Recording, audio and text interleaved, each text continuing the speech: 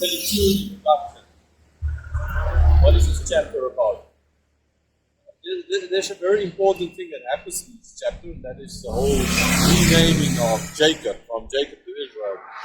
But before we get that, let's see the chapter. Jacob is Joseph born. Laban says opinion concerning, or at least Jacob saw that, and so now God appeared to him, or he appeared and said, "Go back to your land." So he's on his way. In the previous chapter we saw how he tricked Laban, and then Laban followed, chased after him, caught up. They came to an agreement, they made a covenant, Laban went back, and we have now Jacob on his way with the Laban problem solved. He has his wife, he has his children, and he has lots of animals with him as well. He's wealthy. So he's going now. Okay, so now what's the next problem in lies here? Brother Esau.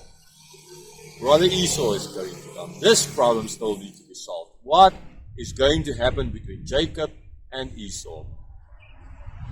Right? So Jacob decided that he is going to make a plan how to make kind of peace with Esau before he reaches him, before he attacks him. So he first met in the beginning of chapter the angel, and we ought to have known by now that that is a good sign, because remember when he left, there was already he saw this vision, and God told him that he will be with him. And he has seen throughout his whole life how God has been with him, how God has protected him. And he just now, with leaving Laban, he has as well seen how God again protected him. So he ought to have known that this final step, God will protect him as well. God won't lead him to this climax and make it an anti-climax by having him killed by Esau. But no, kind of normal. What will? How will Esau feel? Does Esau still want to kill him? And even with his father still alive, what's going to happen? Right? So he then ultimately made a plan. He divided into two camps, with the idea that if the one group goes and they are killed by Esau, then the other group can get away.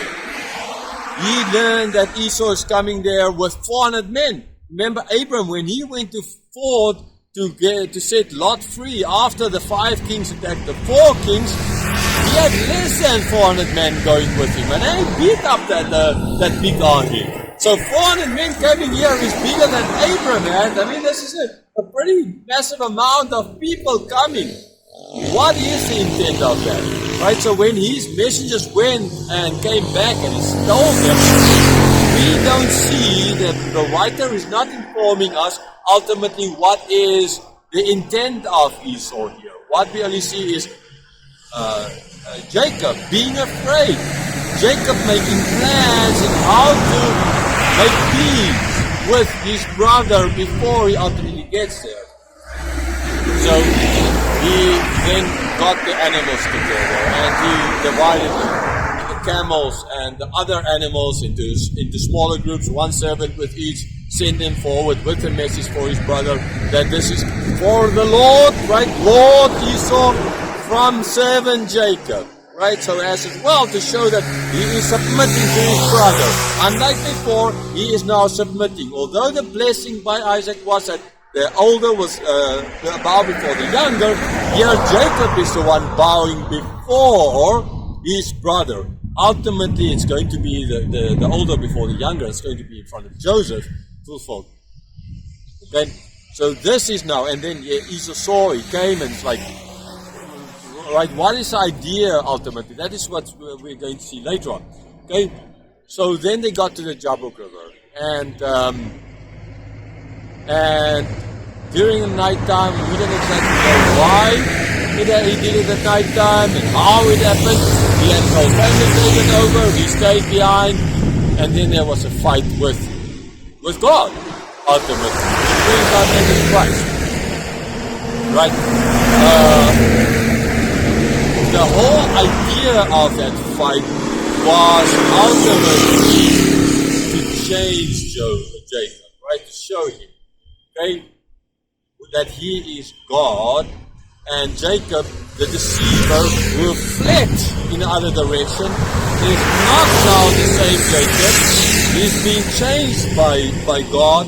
He's getting a new name by God, a new essence, a new task by God. And this is now he is ready to enter the promised land with a new name, with a new task, to be Israel, not Jacob anymore. So they fought. Couldn't win, the pre-incarnate Christ, or the angel couldn't win. God, so he hit him, and I understand for sure God could have beaten him, right? But that's not going to be a fair fight.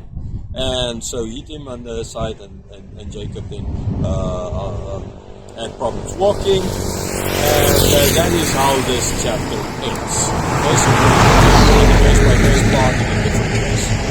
I just want to show I kind of have with this view here in the back of the people selling. Most of the people come from the other vegetable street side stores. There are a few down the road. Okay, so let's continue on the trip back.